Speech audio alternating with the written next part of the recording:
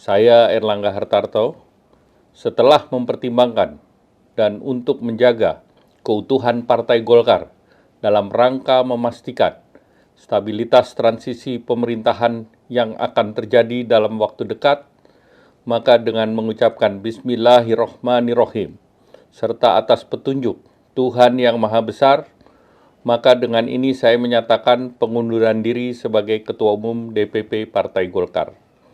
Pengunduran diri ini terhitung sejak semalam, yaitu Sabtu 10 Agustus 2024.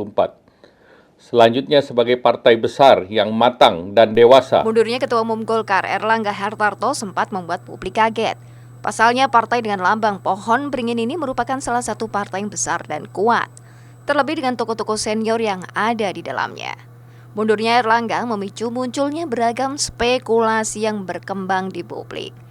Pengamat politik Nur Hidayat Sardini yang juga Ketua Departemen Politik dan Pemerintahan di Universitas Diponegoro Semarang mengatakan bahwa mundurnya Erlangga dilatari beberapa hal dan dimungkinkan adanya kekuatan besar di balik mundurnya ex-ketua umum Golkar tersebut.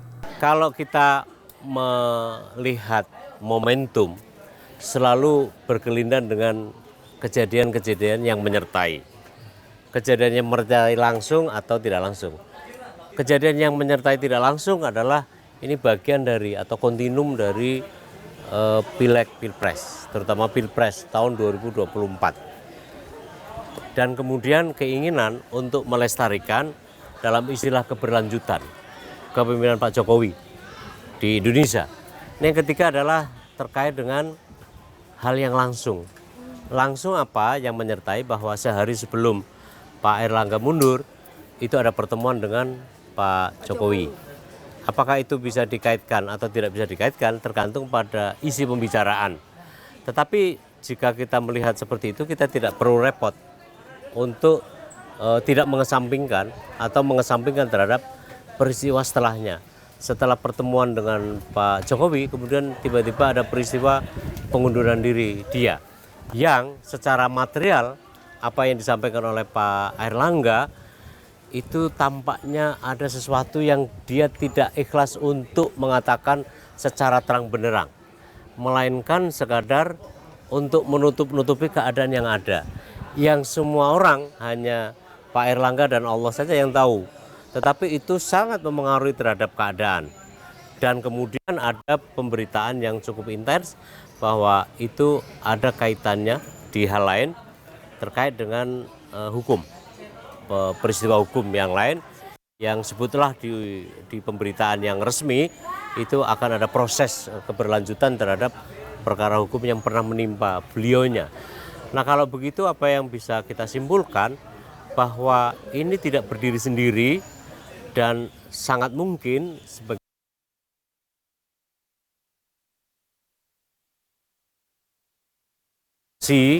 entahlah siapa, entahlah bagaimana itu akan dilakukan, dan tetapi ini berkaitan dengan agenda besar terkait dengan KIM, Koalisi Indonesia Maju.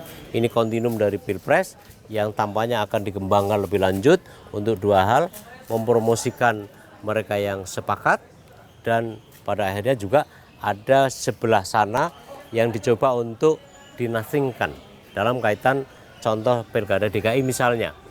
Karena juga ada peristiwa bagaimana akrobatnya PKS, beberapa selentingan pernyataan dari elit 1 PKB, yang kedua juga dari Nasdem, yang jika diramu seluruhnya ini bisa kita korelasikan bahwa ada peristiwa yang menyertai, mendahului, ataupun yang menyudahi terhadap peristiwa itu. Kalau pertanyaannya adalah apakah sebabnya, saya meyakini bahwa ada kepentingan besar yang sedang diupayakan oleh mereka.